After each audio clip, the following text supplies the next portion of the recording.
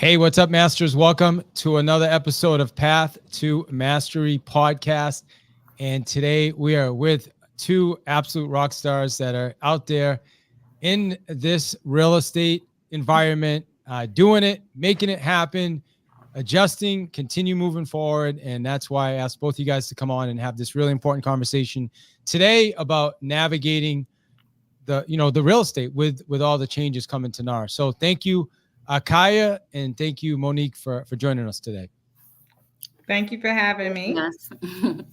Absolutely. Now, I want to have both of you guys do kind of quick intros, and then we'll just get right into it. So Kaya, tell us a little bit about yourself, where you're from, your brokerage, et cetera, et cetera. So I am Kaya Doughton. I'm the broker and proud owner of Doughton Realty & Co. We are a full-service brokerage firm here in the Atlanta market, servicing Atlanta and all surrounding areas. Been in this game about 5 years, and I'm in it for the long haul. I love it. Okay, good. And then, so in Monique, same thing. Yep. So my name is Monique Crummy. I am a realtor in the Metro Atlanta area as well. I service all of Metro Atlanta and sometimes venture into a little bit of Middle Georgia. I have been a real estate agent now going on 6 years, and about next month actually will make 6 years since I've been an agent. I love it. I have a background in sales and marketing, and we're just out here. Kaya's on one side of the Metro Atlanta area. I'm on the other, but we kind of meet in the middle. Okay, cool.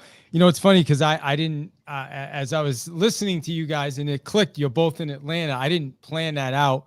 As a matter of fact, I was actually hoping to get some people in different states just to kind of hear different perspectives, but that's good because that'll just have to make me do this again. So something you said, Kaya, I want you to elaborate on a little bit. You said, I'm in it for the long run. Mm-hmm. So what do you mean by that?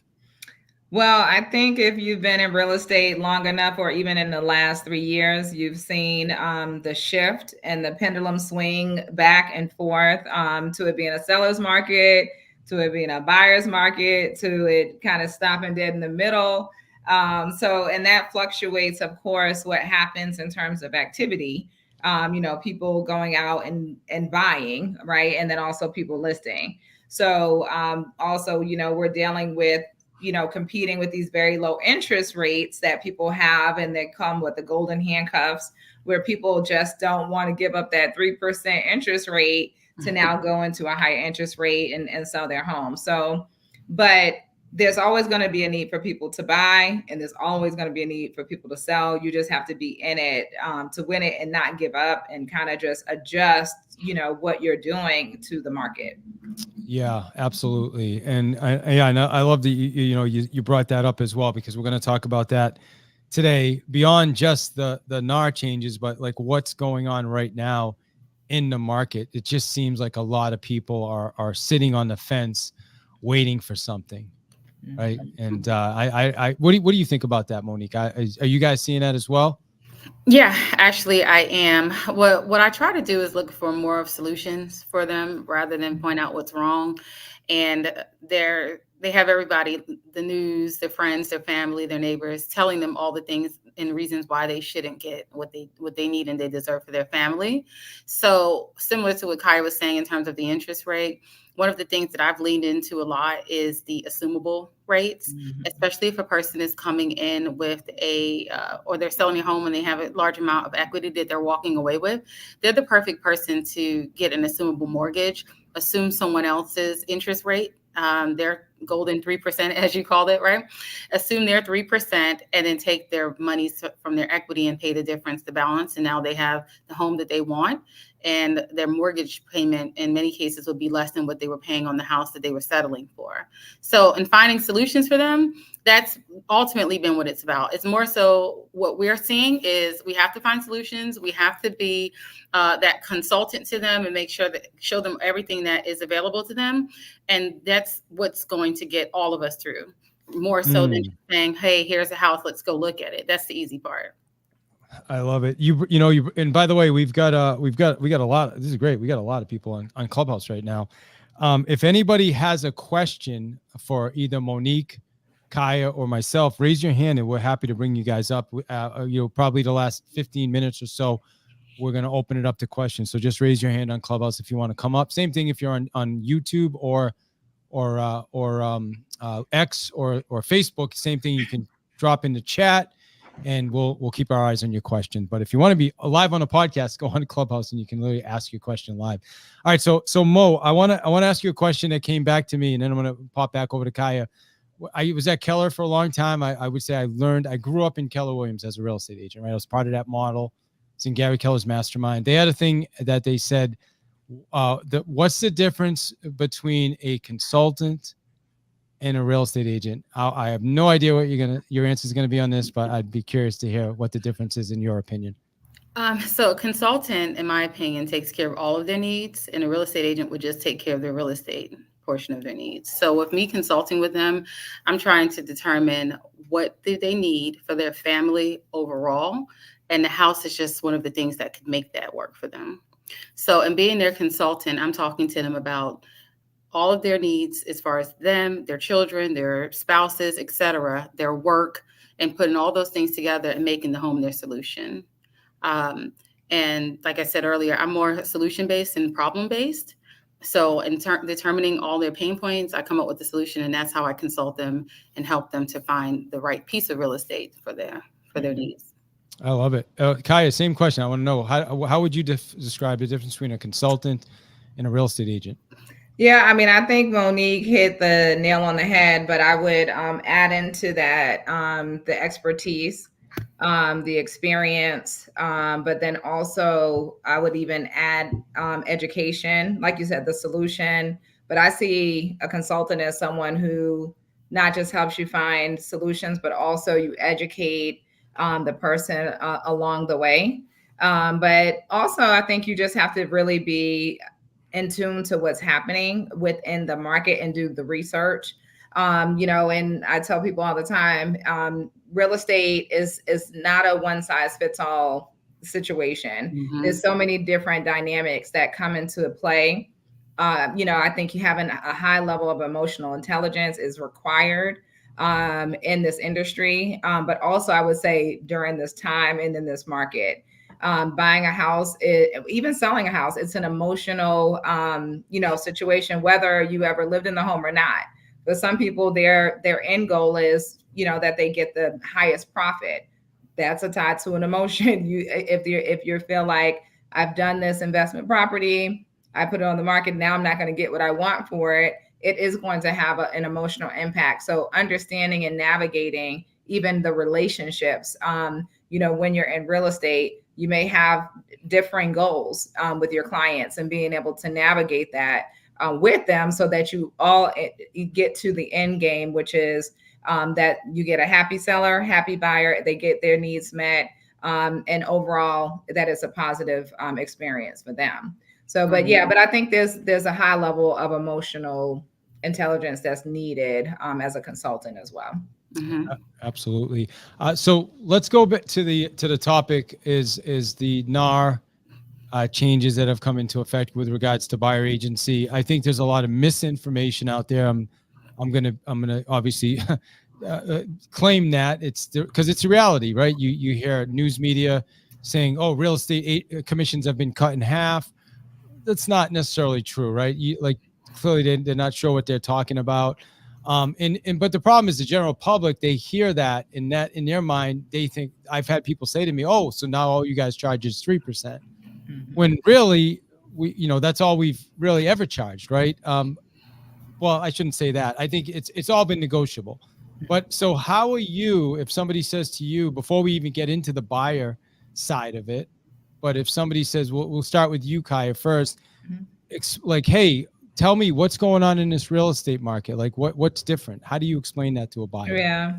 So for me, I tell them the only difference is that what has always been the case, which is being able to negotiate, your compensation, the broker compensation. That's always been the case.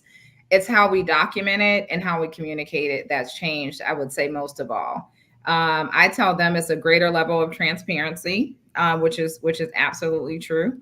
And I just think that it's empowering and educating and informing both buyers and sellers, because it's negotiable on both sides. And a lot of people may or may not realize that, but buyers can negotiate what the compensation is going to be that they're willing to pay their buyer's agent, and listing agents, the same thing.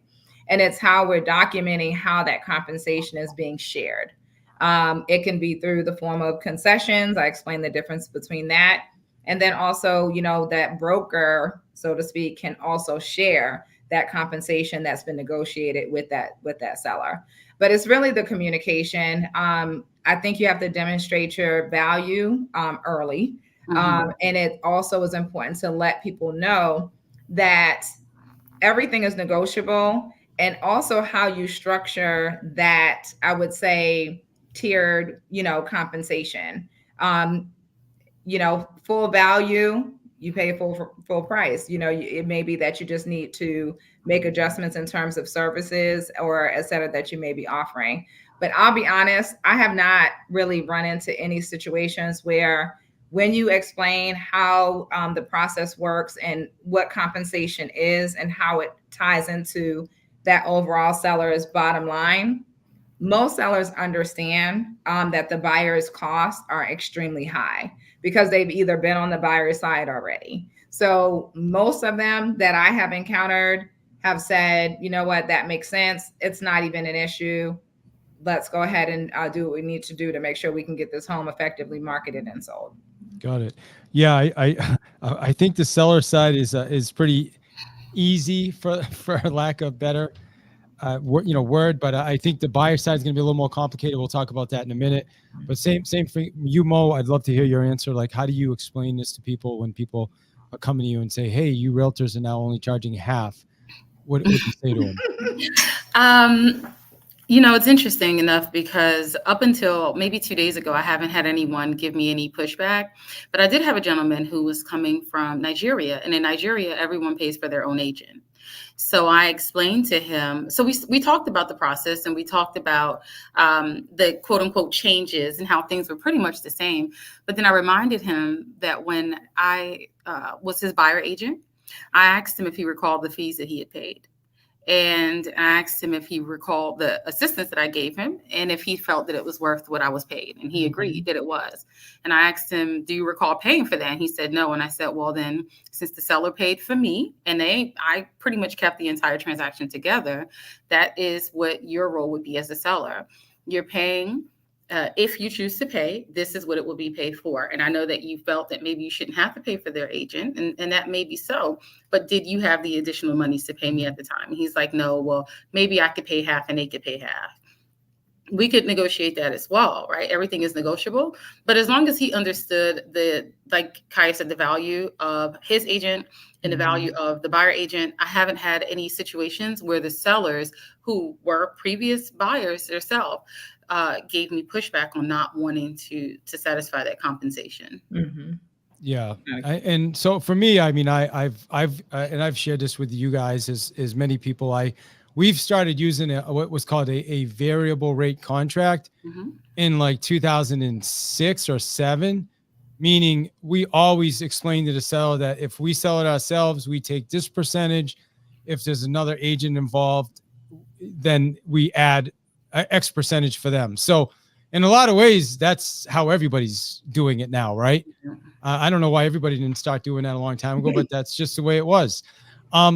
But at the end of the day, when someone says, well, I don't want to pay a buyer's agent, I just say, well, listen, you don't have to, but at the end of the day, if let's just say hypothetically, you're going to give a buyer agent 2%, but they brought an offer that was 5% above your asking price, would it matter? And they're like, of course not. I said, okay, then let's put it out there and we'll see what kind of offers we get. And if we don't get the right offer, then we get them up to a number you're happy with, or we tell them to go away and we find someone else. Like it literally can be that simple, in my opinion, working with sellers. Now, buyers are a little more complicated, I think. Talk to us about the buyer. We'll start back to you, Kaya, with the buyer conversation. You got to, listen, for people listening, buyer shows up. Okay, they want to buy a house from you now. It's different than it used to be. Now there might be situations where they got to come out of their pocket, right? 2.5%, 3%, Yeah. whatever it is. How do you have that conversation? Yeah, so I think it still goes back to value, right? I still think that all agents are not created equal. I'm a broker and owner, but I'm still very much in sales. I actually a large portion of buyers. And I think whether it's a referral or an organic person who I gave my contact information to and they reach out, I sit down and really have I do a formal buyer presentation with them that goes over all of the things that I do with them and for them. And that I do provide more customized real estate solutions. And also it's more of a concierge service.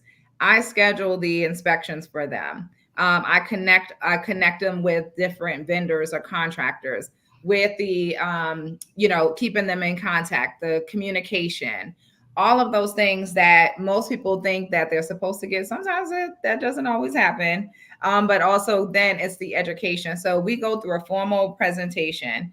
At the end of that presentation, again, demonstrating value early, I also let them know that there is a potential, right? This is what I charge for my services.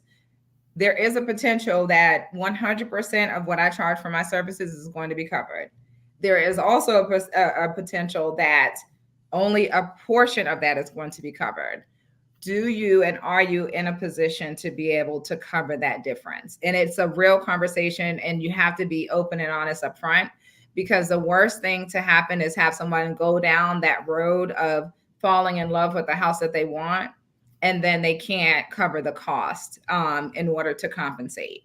So the fact that we have these forms and tools and new GAR changes, or for us they're GAR because it's Georgia Association GAR forms, but changes through NAR, I think it also requires us to educate up front, so that, because there are times when that has happened where you get down to the wire and maybe there's I would have to say you have to compensate even on the agent side to that client, where you might have to take a reduction in your compensation, which I've done in order to get that person to the closing table and get them into the house that they desire. Both sides sometimes have compensated in order to get those funds up to par so that this person can close. That's the worst case scenario, and it's not a good feeling. And to me, it takes away from all the things that you've worked towards to build that relationship and build that experience for that client, only to have them get so close and then not really know how they're going to close the deal. So I do think that those conversations have to happen up front. They have to happen early, and they need to happen often, because things can happen, throughout the transaction. So I would say, Kaya, so yeah, nowadays, I mean, you have to have them up front because they're requiring contracts, correct? exactly. Yes. Well, what happens when somebody says, well, hey, I'm fine with properties that are paying, but I don't want to have to pay, because I'm assuming there's going to be people that say that, like, I just don't want to have to pay, or I can't pay, or whatever it is, right? How do you deal with that conversation?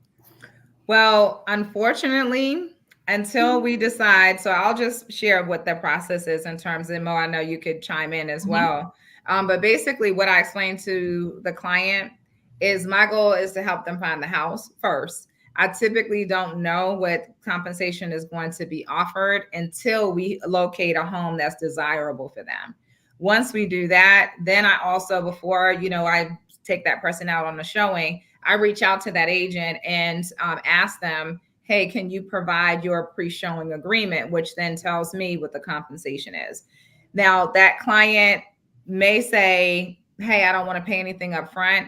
I think that would be not in the best interest of that client, because everything is negotiable in real estate. So if that person says, oh my gosh, I really, really love that house, and that seller may be in a position that they can offer concessions, then it may still work out to that buyer's favor, where some or a portion of those closing costs are covered. So I really would educate them not to use that number of compensation that the seller is saying they're paying, to make a decision not to move forward on at least seeing a home, and kind of go from there. And so that's pretty much how I handled it. You can still ask, Kaya, right? Like, even if like, here's the way I look at it. if I call an agent and they're like, well, my seller's not offering anything, I can still say, well, hey, you know what? I'm going to submit an offer to you anyway. It'll have it in there. Just discuss it with your seller. I mean, we can still do that, right? Absolutely. Sure. Absolutely. Yeah. So Mo, I'm tossing it over to you. Okay, so the way that I handle it is I've always done a full consultation call. On the very rare times that I don't do a consultation, it is a crap toss on whether or not that deal is going to go smoothly or not. And the reason being is because when you skip the value piece, you skip it all. It doesn't matter how many times you went out with them, how much you work with them. Now you're working backwards. So I try, if I don't do anything, I try to make sure that we do the two things that they need to do. I send them over a JOT form. That's a buyer consultation form, and it asks specific questions about their finances, about their the home that they're interested in, things of that nature. And then we talk about those things on our consultation call.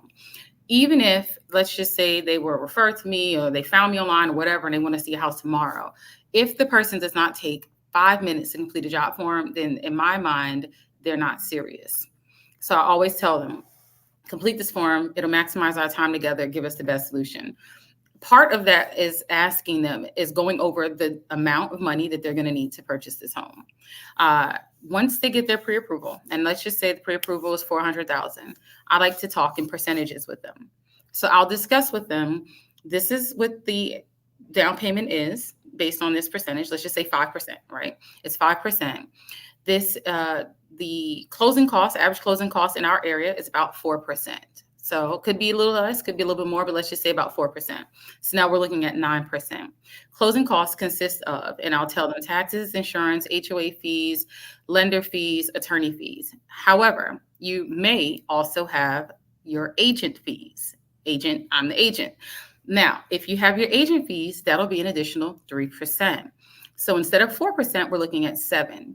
So your total amount, let's just say 400,000, you got your 5% plus your 7%, you're looking at about 12% out of pocket. This is how much it's going to cost you. Do you have the 12%? Now that's worst case scenario. The best thing that could happen is that it'll only be 7% or 8% or whatever other percent. But in the event that it was 12%, do you have that? No, I don't have it. Okay, what do you have? Do you have at least 10%? Because now we need to know what that is. Now, in explaining to them the differences of the percentages, I'll let them know in the past, sellers historically would cover the agent fee. However, all sellers are not necessarily doing that now. They may or may not. It just depends on each situation. I want you to be properly prepared. So in being properly prepared, it'll require 12% in that example. But just the good thing about it is that you may not need 12%. You may only need 9 or 8. So when it all said and done, we look at the house. I've had this conversation with people. And when we look at the house and they're like, hey, Mo, is this a house that I have to do 12% on? Actually, based on what I'm looking at, it looks like it's going to be closer to 9. Now they're excited. But they go in knowing that there's a possibility that that is what it's going to be. I don't think that people expect you to work for free. At least not reasonable people, right? People that you would want to work with. But they need to know that upfront. Now, they may say, well, I didn't pay for my agent the last time. You didn't, and you may not have to this time. But do you feel that your last agent did a good job and that they earned their fee? Sometimes they may say no. Well, what do you feel was needed for that person to have earned their fee? These are the things that I do. Did those people do any of those things? Well, that's the difference right there. So this is where my fee is justified. I haven't had any situations where people did not think that I've earned my fee because, like what Kaya said, I prove value up front. And I hold my client's hand probably too much to the point that I've had lenders call me and say, what are you saying to them that anything I say, they say, I don't know, I have to talk to Mo. Like they won't make a decision or confirm anything until they speak to you. And that's, they built confidence in me. Makes me smile. Right. They're like, I've literally had lenders say, I don't know what you're saying to them, but they will not make any final decisions until they talk to you. That's great. So I want to ask you both, and then we're going to open it up for questions, by the way. So if anybody has questions on Clubhouse or on any of the other platforms where you're listening, raise your hand. We'll get to your questions. If you're on one of the socials, just drop it in the chat. I'll see it. and I'll ask it. Clubhouse, just raise your hand. We'll bring you up. We also have some people on Chatter as well. So make sure you guys are connecting with me on Chatter or Clubhouse or any app at David I. Hill. That's my handler, David I. Hill on all platforms. So here's something that has occurred to me recently. And this isn't everybody, but there's a lot of people now that are it's like there's like a level of trust they feel has been broken by real estate agents. And I yes, I feel like I personally am better than that. I've always explained it the right way, but it doesn't matter. As an industry, this happened. There's a lot of misinformation. Are you experiencing that as well, Kaya? And how do you deal with that? I think I can't say that I personally experienced it, but I do think that is a topic of conversation amongst consumers. Yes. We have a lot of, I would say, influencers through media outlets that are not correctly informing the public, but have a lot of influence on the public in terms of how that NAR settlement really came to be and what the potential, what has, occurred as a result of that decision or final ruling. So I would say that there has always been a level of mistrust in the real estate industry for a number of different reasons. I would say historically, certain demographics, there's been the history of issues with the lending institutions, right? Where you had redlining and you had all these other things. Then you had steering, which all of these things are now in our code of ethics and things that we are not supposed to be doing. But those rules or guidelines or requirements are there for a reason now, because there has been, and I won't say we, but this is my industry, but there's been a violation of public trust. So I would say that there's history there. I think there's work to be done. I do think that the onus is on us as real estate professionals to be transparent, let people know why we are where we're at now. And then how do we right the ship so that we continue to rebuild that confidence and that relationship with the community, because these are the individuals that are out here entrusting us to make and guide and advise through that real estate process, which is honestly one of the largest transactions typically and purchases or investments that people make in their lifetime.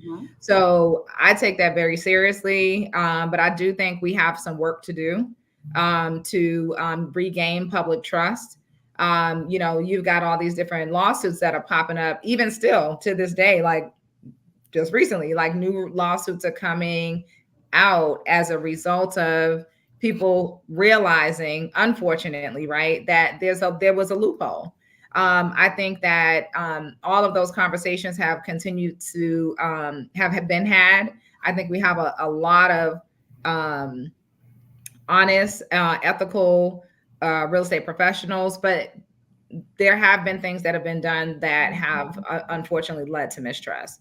So I would advise us to get vocal, to get active, to be in platforms like this one or social media or your Facebook, and start having conversations and it doesn't even need to be about selling, right? It's really just about informing and educating. So everything doesn't have to be about come buy a house with me or come let me sell your house. Sometimes it's just about having a conversation with the public about, these are the things that transpired.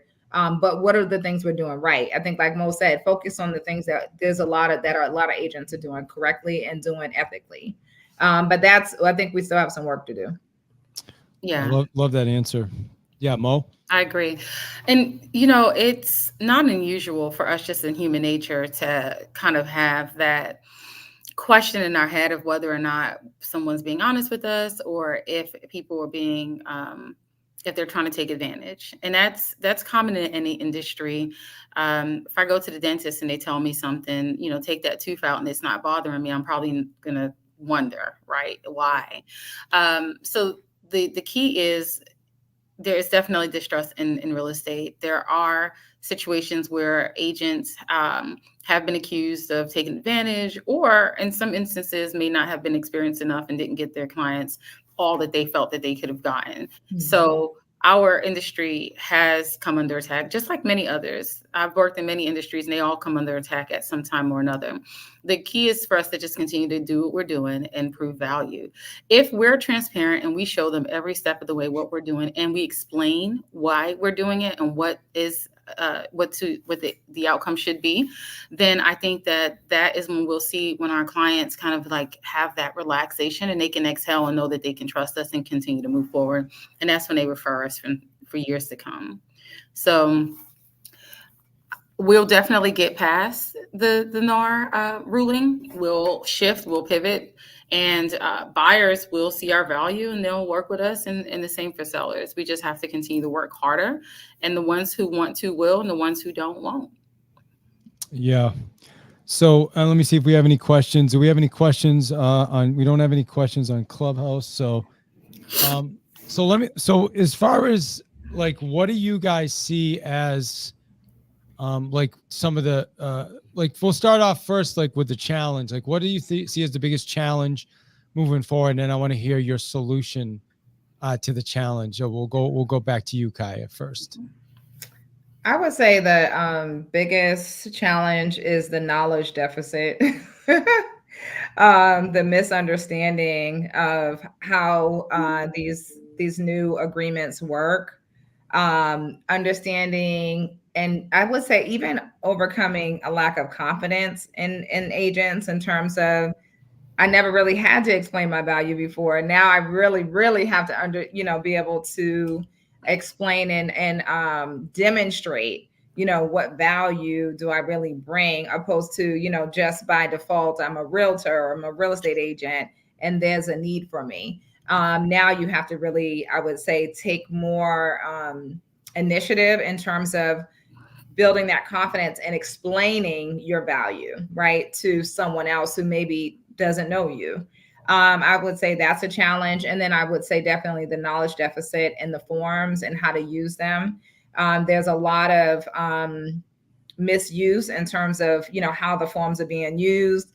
Some people aren't aware, like, you don't need to have the broker to broker and, form 259. And you also have to have, your pre-showing agreement. That is your documentation, that this is what is being paid and agreed to be paid by the seller. People having the pre-showing agreement, making sure that they're compliant and overcoming, like, what would you say, normal practices or habits, so to speak, and really just retraining in terms of how you operate, how you do business. And to be honest with you, it's really not that big of an inconvenience. If anything else, like it's more for the listing agent who now has to have this pre-showing agreement and provide it to all the buyer agents when they're requesting it. That's the work effort, but it's on the onus of that buyer's agents to make sure that they go out before they go out, that they're asking for that information ahead of time. And agents have been honestly super accommodating, like literally they have been like, no problem. Or they'll just tell me like, hey, I'll say, can you send me a text? So at least I have it in writing. And they'll say, hey, I can get it to you. I'll try to get it to you before you're showing this afternoon. But it's really just changing your practices and, just adjusting to a new norm. Yeah. What I've done is on my listings, I have it the minute they put in a showing time request to see it. I just go ahead and proactively send it out, so they already know what it is. All right. I talk about something that Kaya brought up, and we're seeing this a lot, and I think a lot of people are going to probably leave, especially specifically buyers agent. A lot of agents that mostly only worked with buyers are not going to feel comfortable. We're already seeing it. They don't feel comfortable now asking the buyer to come out of their pocket for money. So this came up last week, where somebody showed one of our listings and they had express, like we offer compensation. I let everybody know that I will always continue to offer compensation. I mean, I can't speak for my seller. I'm going to do my best to make sure they understand that it's in their interest to offer compensation. However, we had someone call and they were, they weren't really sure how to handle it because they weren't getting probably the right guidance from their brokerage. So they just weren't really clear, and you could sense the lack of confidence in them. Newer agent. Oh my God, are you guys paying? How do I get paid? What assures me I'll get paid? There's these questions. So are you guys seeing that as well? And how do you think that's going to impact the market itself? So Pi is a broker. So in her case, she probably encounters, newer agents who are concerned more than I would. But the people who called in on my listings, and I have a junior broker, a junior agent that's coming in under me right now. I just let them know it's the same thing. It's just all about giving them the information up front. If you put in a showing request, I'm proactively reaching out to them and telling them, you have a request to see my listing, and here is your pre-compensation information. So there's no reason for them to be concerned and wondering if they're really going to get paid or not. I'm giving it to them up front. So that, to me, that combats that inexperience and that concern. I know when I did my first ever deal, I didn't even know how I got paid, which is insane, right? I passed the state, did everything, and I didn't even know how I was getting paid. I just knew that they were paying me. I didn't know how. I'm fortunate that this current ruling wasn't in place when I was licensed 6 years ago, and I had no idea how I was going to do it. Because a situation could have happened where I would have not gotten paid, and when at the end, and be like, what happens to me, right? So I think by us, if we just take the initiative to present it to the agents up front and let them know, I think that puts us in a better position. So, and before Kaya answers, I think, and I don't know if I asked the greatest question. I think my question originally I wanted to ask was more on a level of confidence, but I kind of spinned it a little bit. But like, it used to be super easy for a buyer's agent to just say, hey, don't worry about it. The seller's paying my fee, or it's it's in the deal already, right? Like, you guys will agree that's how a lot of people did it, right? I'm not saying it's the best practice, but that was reality. Like, hey, it doesn't cost you anything to work with me. Right. I think that is really what's changed for a lot of real estate agents, where now you really do have to put on a sales hat, and you do have to put on a consultation or presentation hat, right? So what are you saying to agents now when it comes to that? Like, how do they prep themselves for that? Or are you thinking a lot of people are just going to say, I just can't even do that. I'm just gone. Like, what are you guys' thoughts on that? If they can't prove their own value to themselves, then they can't prove it to their client. Yeah, I would agree with that. I do. I think to add to that, I think it really comes down to education, and it really comes down to being informed. And honestly, if you think about it, even as a new agent, right, you didn't have as much experience, you didn't have as much knowledge. And whether you're doing a presentation or you're communicating it to any audience, your confidence goes down significantly if you don't have enough information about what you're presenting, or presenting your value, or, all of that. So one of the things that I think is important to share is that this profession is a competitive profession. However, I feel that this is a great opportunity for us to scale our collaboration and people working together, because at the end of the day, even though we're on different sides of the transaction, the goals are typically the same, right? You want your buyer to secure the home of their dreams, whether it's an investment property, or is it their first time home buyer, or they're a seasoned home buyer. The goal is that you are able to procure them a home that they're going to fall in love with, or that they desire. On the other side of that is a seller who wants to make a profit, sell their home, make sure that they don't feel like they're giving their home away. And, there's an emotional attachment sometimes, right, to that property. But at the end of the day, the goal is that you want to create a win-win scenario for those clients. The way that I've seen that happen is when agents work collaboratively together to get there. So I do think that this will require this change in this new, I would say, real estate landscape that we're in. It will require us to work more collaboratively. I would say I've seen a shift in how agents are working together and saying, you know, I'm going to do what I can. Just like you said, David, I'm going to do my part to make sure that my you know, my co-oping partner is compensated one way or another, right? Whether, and that's a high level of collaboration, because there's some people that don't necessarily feel that way. But I do think that, like you said, you understand the importance. It's going to take a shift in how we do business. And I do feel that this is going to help elevate our profession. I really do. Yeah, you know, I heard something really interesting last week. I was listening to another podcast, and the guest had made a comment. He said, "Imagine if this would have happened 2 years ago." He said it would have been totally different, because 2 years ago, remember, the sellers had all the leverage. Yeah. Right? They like it's almost perfect timing, is what he was pointing out, because right now things are starting to shift a little bit, right? And so we really do need cooperation and collaboration. Yeah. Where you may have gotten away from getting away with saying, I'm not paying anybody anything, and right. So it's just interesting timing. Yeah, Monique. And so I was a heavy buyer agent during that time, right?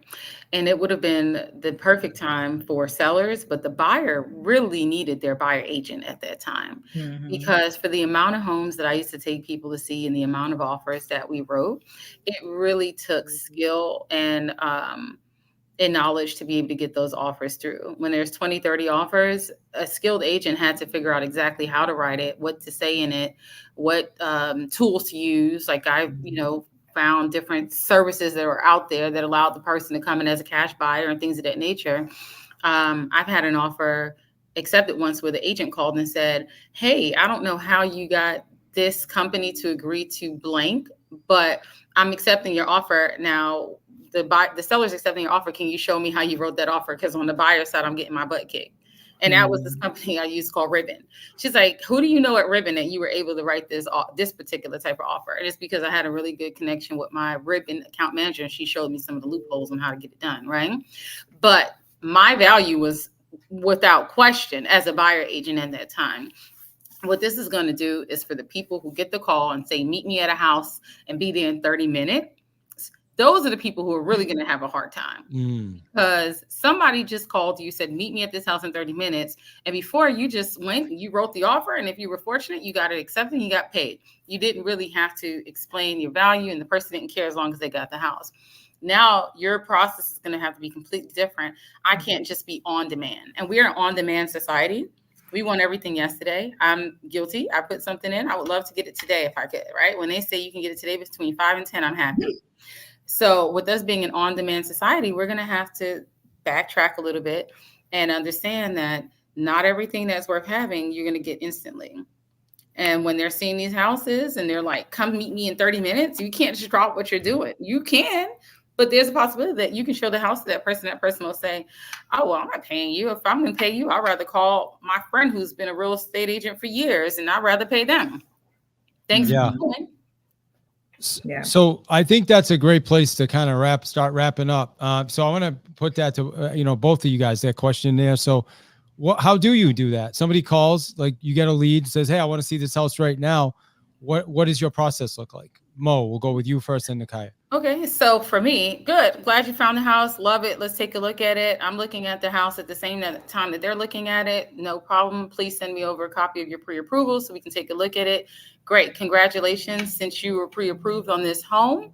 Now, the first step is identifying the property, getting approval. The third step is hiring your agent. I'm that agent. Are you willing to sign the paperwork saying that you're willing to hire me? Because if you are willing to hire me, then I can go ahead and work on your behalf, show you this home, and write the offer. Those are the steps. So if you're So you're willing doing that on the first phone call so that you get a phone, on like you get the a, on demand calls, absolutely. I have to tell them that, listen, the first step is to determine the house you can flip this around. You can determine the house you want and get your pre-approval, or get your pre-approval and then determine the house that you want. But we can't skip the step when you hire your agent. And if you want to hire the agent and the agent that you want to hire is me, let's do it. If you don't want to hire me and you just want me to show you the property, then that's a different story. Now, if you don't want to hire me, the question is why? Do you think that I'm able to write the offer correctly for you? Do you think I'll represent you correctly? Why wouldn't you want to hire me? Mhm. Why do you only want me to show you the home? Do you have a cousin that's an agent? Is there someone else that you've been working with that's on vacation right now? And now you're wanting me to see him? This is helping me really identify. You called me. The question is, why did you call me? well, because Zillow put your name on the, like when I didn't even call you. I just went Oh, online to Zillow try to said to see this call me, right? property, and then see this is a nightmare for Zillow.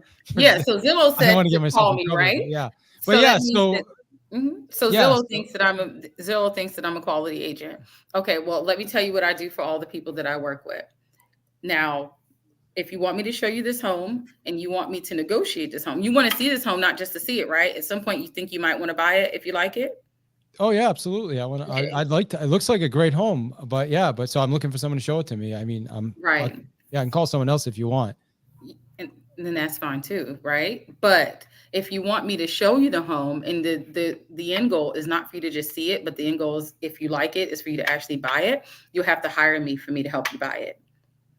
So I'll be happy to help you buy the home and not just show it to you, but this is what it takes to hire me. Got it. So yeah. So what if they say, well, you know what, I'm just looking for someone to show it to me right now, and then I'll make a decision after the fact. Okay, so how many homes do you want to see? Let's look at all. Let's go through a list. Now we're going to circle back to my consultation, right? When you say that, not a problem. I can understand that. So how many homes would you like to see? And now I'm just going to take you backwards to where I need you to be, which is going to be my consultation. And we're going to do my consultation call. And then as we're doing my consultation call, I'm going to determine if you even have the money to cover it. And that is how we circle back anyway. So we can do that now if you want. So you're going to do a consultation before you bring them out anyway. That's the bottom line. Yeah. I'm going to bring them backwards to that consultation in that conversation. Well, I just want you to show it to me. Not a problem. Well, I know that time is of the essence for you and me. So how many others? When we're together, let's see a lot of houses together, right? You want to see maybe 2? Let's go see a couple more. Let's talk about them. And as we're talking about them, okay, got it. So did the lender give you an idea of what all of this is going to cost you? Okay, so let's talk about what those numbers look like. Now I'm doing my consultation call without directly asking them to do the consultation call. So the lender did, because I want to know, if we're looking at this house, if you even know how much it's going to cost. Did the lender tell you, or did they just say, congratulations, you're approved for $450, and now you're finding out that the payment is $5,000, but you really were only comfortable with $3,000? So now we're going to go backwards and we're going to actually talk about what you need, because the last thing I want to do is just take you to see this house right away because this is Saturday and you're free, and then you find out it's a house that you're not even comfortable with paying for. So the goal is always to kind of bring them back to where I need them to be without them feeling that I am being combative and not being helpful, because I'm not being combative, I'm not being helpful. I want to make sure that they understand what they're getting. All right, you're hired. You are my buyer's agent. Good. Okay? I love it. I knew. So Kaya, same thing. You get a random call in the office. Hey, I want to see this property. Someone you don't know. How do you deal with it? So I probably am a little different in the sense that I don't take anybody out without having at least a consultation. One, for safety, because there's a lot of things that happen. I need to know that you've been fully vetted. You don't may not have a pre-approval, but I need to know a little bit more about you. So I probably would not be the person that's going to show up in 30 minutes and meet you without getting to know you and your ability to really move forward. Time is money. Again, I don't work for free. So if you're not able or in a position to move forward, or even if you're not ready and you're not in a position or willing to allow me to help you be ready, that takes more than 30 minutes. So I'm not the person that's going to just show up at the house. I'm going to have to vet you first, just like you should be vetting me. Same thing. People don't know who they're getting on the other end of that phone call either. You know, they may think, oh, I've been connected with this agent. So I'm not, that's not a practice of mine. I do not show up at anyone's house that I haven't vetted. Beautiful. Yeah. Love it. Smart. Both of you guys. Yeah. That's the reality. That's what we should be doing. And it should have always have been done like that. Just not everybody does it like that. Right. So, so anyway, all right. Well, I love it. So tell us, Kaya, how do we get in touch with you? If somebody's interested, tell us, where you're located and the best way to get in touch with you for referrals, or if somebody wants to buy or sell a home, etc. Sure. So best way to get in touch with me is my phone number. And I do pick up my phone, 678-468-8511. Or you can reach out to me. I have a website, which is Dowtin, DOWTIN, realtyco.com. You can go on, check out all the things that we offer and the services we provide. We do provide luxury at every level, customized real estate solutions to meet you where you are in real estate. So call me, follow me on Facebook at Kaya Dowtin, first name, last name. There's not a lot of us out there, so you'll definitely be able to find me there, but I'll be happy to assist you in all your real estate needs. Awesome. And Mo, same thing. Tell us how to get in touch with you, where you're located, etc. Yep. So I'm in Metro Atlanta, and you can reach out to me on my number as well. I always answer. If I don't answer in 24 hours, send someone to look for me. 404-617-4451, 404-617-4451. You can catch me on IG, which is Mo, M-O-E, Your Realtor, or Facebook is Mo Knows Homes, which I have at the bottom of the screen. And that's just M-O Knows Homes. And I'll be happy to take care of you in any way that I can as well.